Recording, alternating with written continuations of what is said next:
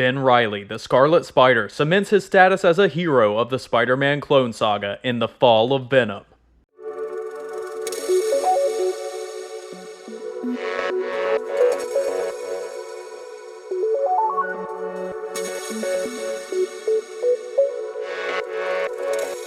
What's up guys, Roman from RNS Entertainment here, and welcome to Comic History, the weekly series where I retell and explain the iconic storylines, origins, and events in the world of comics. In this video, we're going to be continuing the story of Ben Reilly, the clone of Spider-Man, following last week's episode on the origin of Scarlet Spider. So if you want to know what happened leading up to this video, and the beginning of Reilly's time as Scarlet Spider, make sure to check that video out as well. In today's video, we're talking about Part 3 and Part 4 of the Exile Returns, a storyline somewhat early on in the infamous 90s Spider-Man Clone Saga, which follows Ben Reilly's return to New York City following the original Clone Saga in the 70s and his first 90s team-up with Spider-Man. In the origin of Scarlet Spider, we saw Reilly try to avoid his calling as a hero, but when compelled to stop the former Spider-Man villain and current lethal protector Venom, he found himself in a battle between two symbiotes and coming out as the hero of the day, being revealed to the world after saving several civilians and being dubbed the Scarlet Spider by Daily Bugle reporter Ken Ellis. Our story begins right after the Scarlet Spider's first fight with Venom and Scream, with Ben having sustained a deep stomach wound by Venom at the beginning of the battle. Reilly manages to make it back to his rat hole apartment and ties off his wound with a sweatshirt before taking off his costume and stumbling outside to a payphone,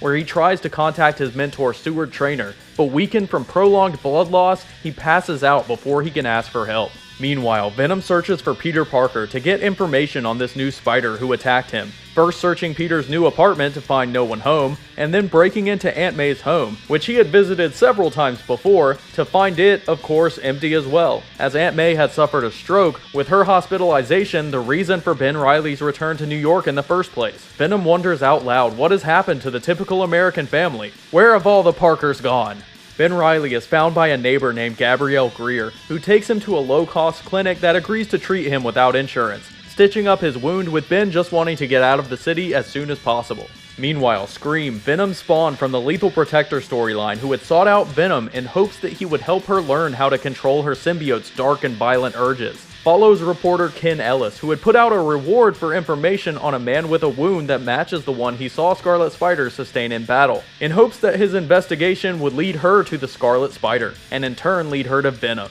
The story then breaks to show us what at this point is a new character being introduced, only showing that he's a high-priced mercenary with an interest in the Scarlet Spider and the ability to burn a mark into the faces of the men he kills. This character, if you're familiar with Spider-Man mythos, is Kane, an unstable first clone of Spider-Man who becomes a recurring antagonist to Ben Reilly, who he believes is actually the real Peter Parker, wanting the Peter who he believes to be the clone to have the chance at a normal life that Kane never did. Kane would go on to become a fairly important character in the Clone and Spider-Man mythos, and even takes up the mantle and stars in his own Scarlet Spider series many years later, following the Spider Island event. At the hospital, Reilly manages to avoid Ken Ellis finding out his identity by escaping through a vent to the roof, putting his mask on the way up, and finding himself face to face with Scream, telling her that her and Venom deserve each other, and diving off the rooftop. Scream, who has become increasingly unstable and psychotic, begins throwing a tantrum at not being able to find Venom, and rips apart the rooftop with her symbiote,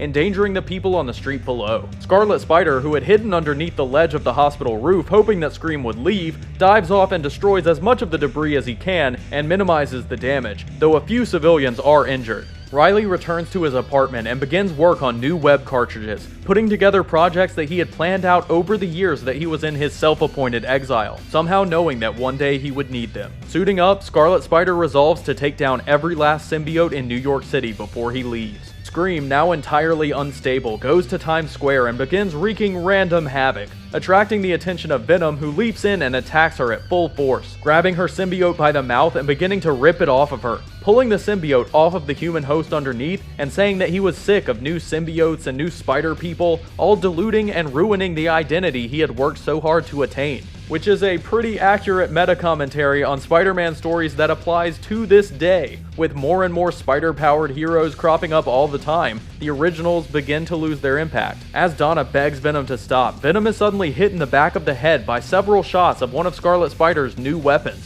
which he calls impact webbing, that rapidly expands and creates micro tendrils that wraps around and constricts the target. Venom rips the webbing off of his face and turns around, wrapping his symbiote around Scarlet Spider's throat and yelling at him to die, while Scream lies disoriented on the rooftop next to them. Reilly initially starts to give up and allow himself to be killed by Venom, but seeing that underneath her symbiote Scream is a human woman, he knows that he can't allow anyone else to be killed by Venom, throwing his arm back and hitting Venom in the face, thinking that he can't and won't believe that the real Spider-Man had ever made a deal with someone like this. After knocking Venom away, Scarlet Spider tries to keep his fear from getting in the way of his spider sense, like he did when Venom ripped open his stomach in their previous battle. And when Venom mentions that Scarlet Spider is slowing down due to the wound, he fires off a multitude of his impact webbing cartridges, which all expand and cover Venom in an ever-growing cocoon of webs, attempting to get a moment to breathe and recover his strength, while Venom tires himself out fighting through the cocoon. Inside the web cocoon, Venom becomes enraged, thinking to himself that the Scarlet Spider was trying to stop him from doing the right thing and protecting innocence,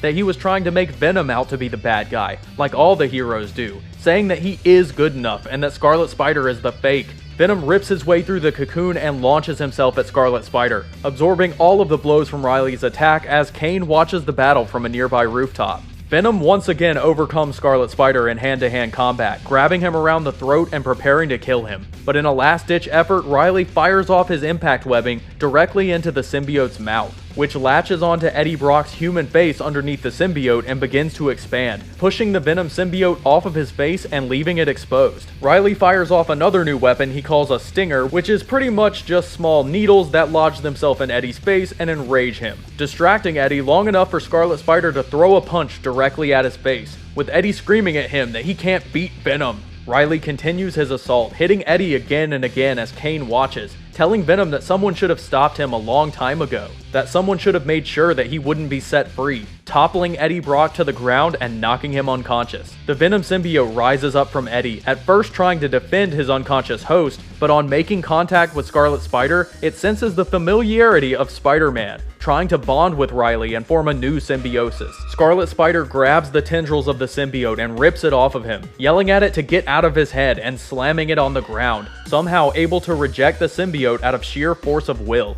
which we see again much later from Ben Reilly in the Clone Saga when he becomes bonded with the Carnage symbiote, which I've covered in my Origin of Spider Carnage video. Having used up all of his strength and energy, Scarlet Spider collapses onto the street and waits for the authorities to show up, allowing them to contain both Eddie Brock and the symbiote in separate containers, which they say they'll ensure stay far away from each other. Having defeated Spider-Man's greatest enemy out of a mix of willpower, innovation, and luck, Ben Reilly swings back into the city as Scarlet Spider, having proven himself a hero in his own right and feeling ready to forge his own place in the world. And that is where we're going to wrap up this week's episode of Comic History, The Fall of Venom. Fall of Venom and the Exile Returns storyline that it's a part of are actually one of the most cohesive and not terrible parts of the 90s Spider-Man Clone Saga. They're self-contained, to the point, and not at all convoluted and needlessly overcomplicated, which is pretty much the opposite of most of the Clone Saga. Though as a Venom fan, I don't necessarily like Venom being used as a stepping stone or proving ground for the Scarlet Spider to prove that he's worthy of being a hero,